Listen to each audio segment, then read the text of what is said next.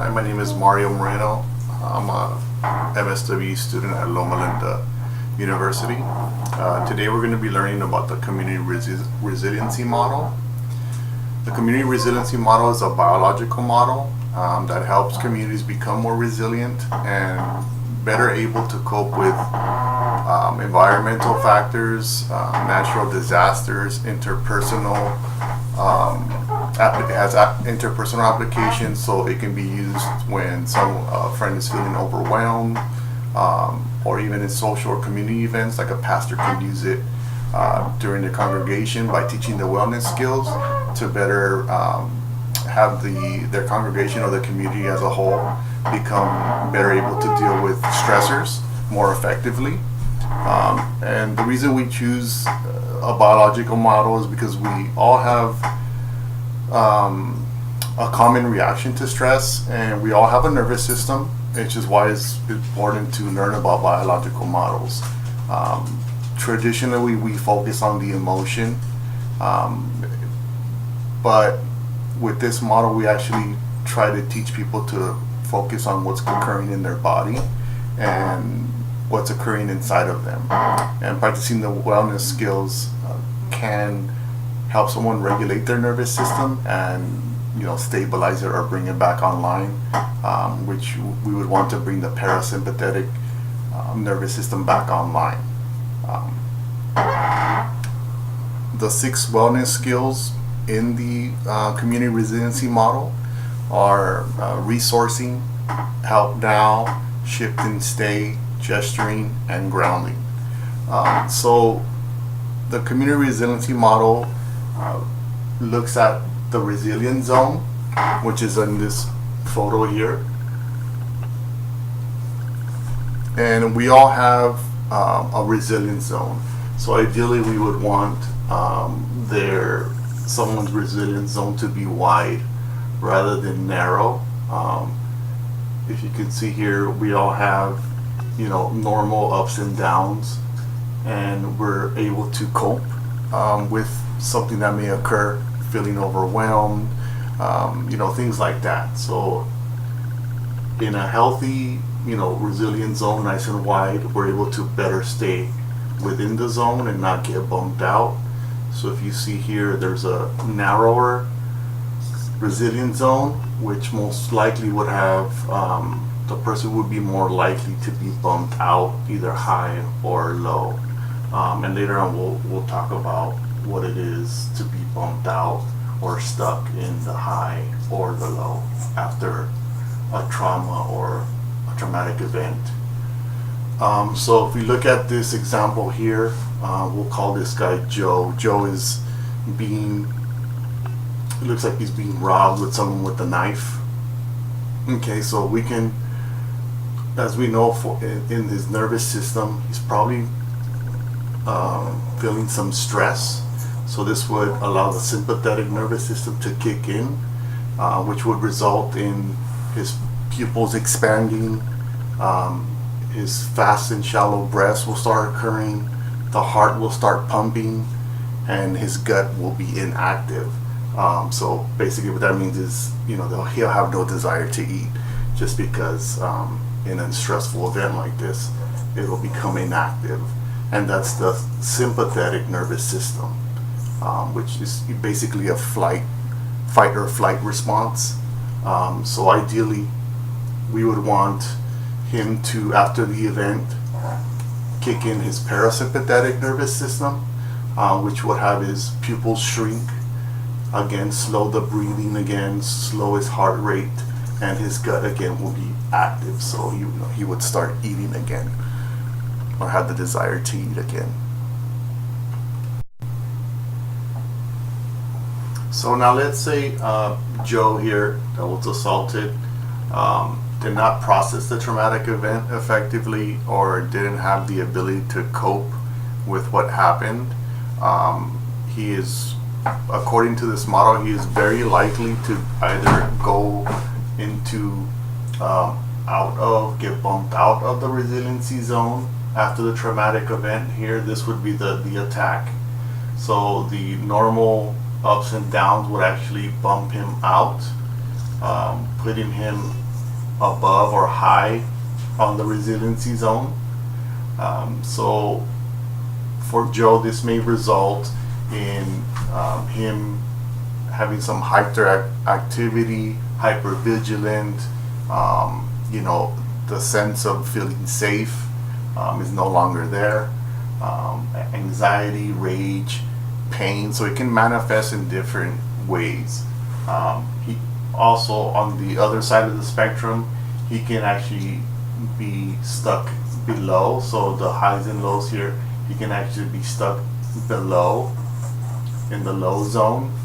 So this could result in depression, him being disconnected from family members after the incident, feelings of exhaustion, fatigue, numbness, freezing, that type of behavior.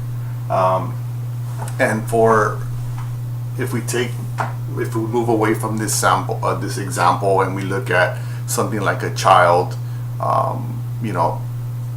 showing signs of trauma or behavior that we may be working with, it's easy to,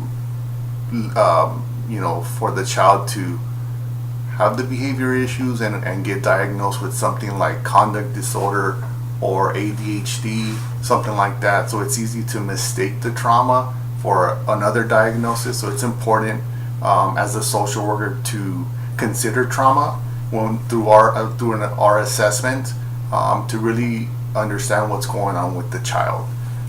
As far as children can also be stuck in the low zone. So moving away from this, and we're looking more at children. So children can also show depression, isolation, feelings of feeling disconnected, things like that. So in a school setting, we do want to look for that and make sure that we're considering trauma, and by teaching them their wellness skills, we can help them hopefully get their parasympathetic system back online, and having them again go back to a normal resilient zone and get them back into the resilient zone. First skill I want to talk about is tracking. Okay. Tracking is the foundation to stabilize your nervous system. The skills allows you to be more aware of what's going on in your body and really paying close attention to the feelings that you're having. And so whenever you're out of your resiliency zone, you're able to really get back into the resiliency zone as you deal with daily stressors. Okay.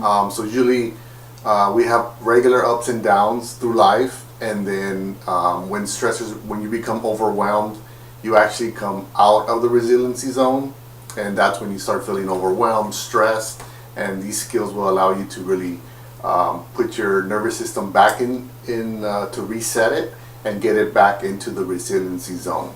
Okay. Okay. So right now, let's just start. I want to invite you to start telling me how you're feeling right now.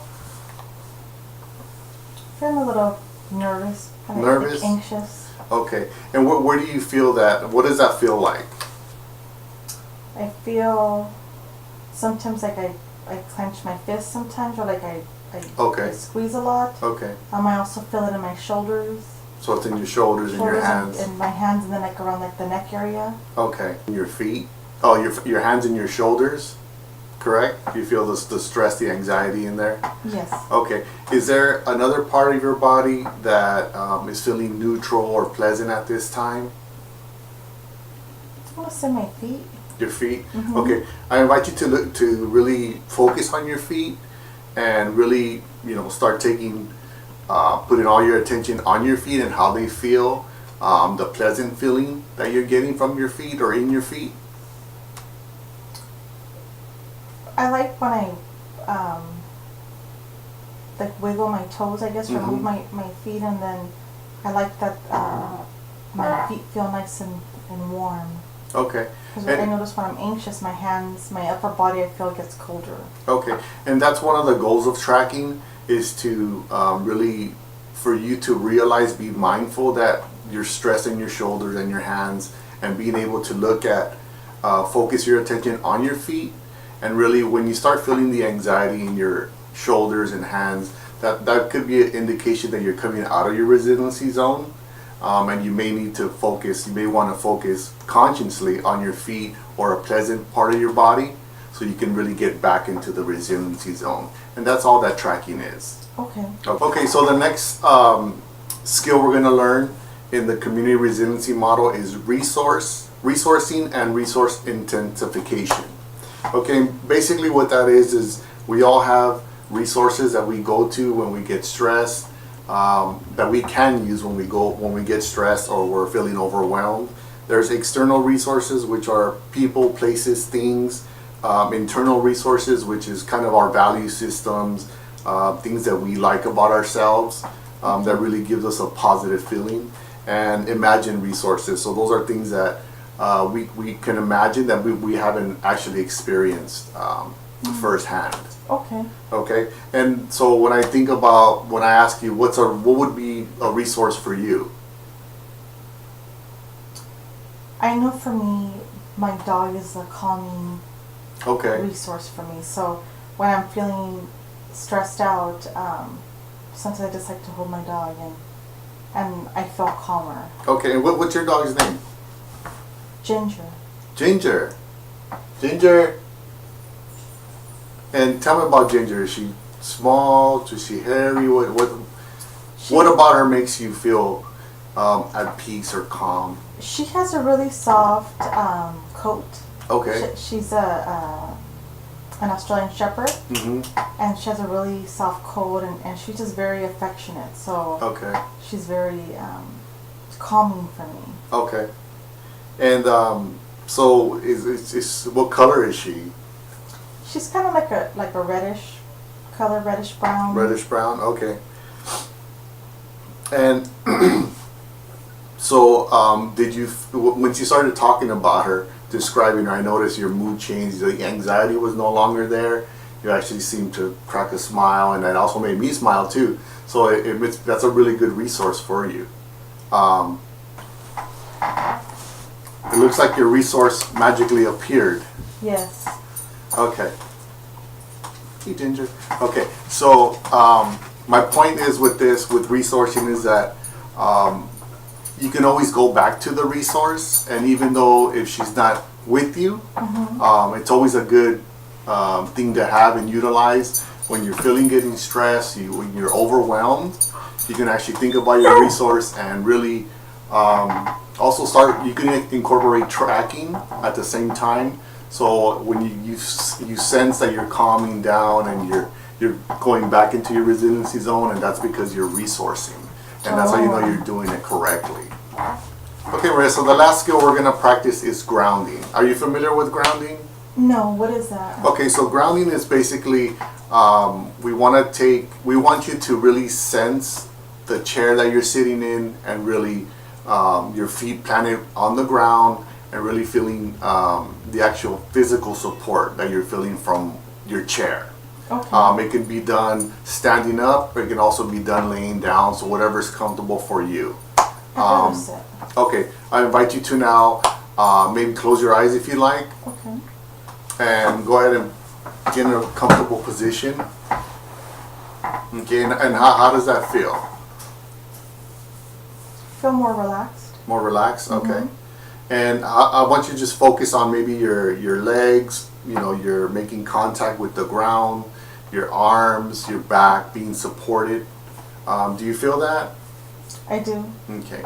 And you're feeling the support? Yes. Okay. Is there any parts that are uncomfortable for you right now? No. No? Okay. Do you feel any areas of your body that are really relaxed, really, really pleasant, really neutral right now? I'm starting to feel my shoulders relax. Okay, and I want you just not hold your breath, maybe just pay attention to your breathing, your heart rate, really, get into that mode where you can really feel grounded and really just clear your mind. Okay. And you see how that can be effective if you're feeling overwhelmed, you're feeling stressed. You can do this anywhere, and that's the great thing about these skills. Okay. Okay, do you feel a difference? I do.